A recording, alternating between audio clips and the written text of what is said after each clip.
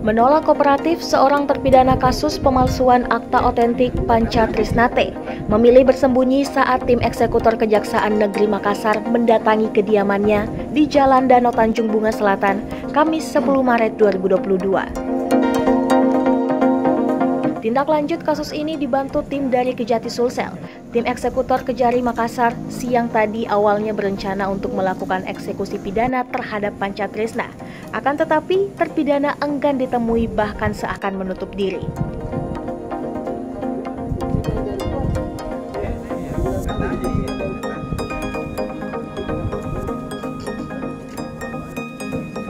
Panca Trisna diketahui telah mengklaim sebuah lahan dengan menggunakan akta palsu di sebuah kawasan pergudangan di kawasan industri Makassar. Alih-alih kooperatif dan secara sukarela menjalani hukuman pidananya, dirinya diduga kuat bersembunyi dan memilih untuk tidak membukakan pintu pagar rumahnya. Padahal, 2 mobil pribadinya masih terparkir di halaman rumah tersebut, baik 1 unit Lexus putih dan HR-V. Diketahui Panca Trisna sejauh ini divonis bersalah melanggar pasal 266 ayat 1 dan 2 KUHP. Ia bersalah karena menggunakan akta palsu sehingga dijatuhi hukuman 2 tahun penjara.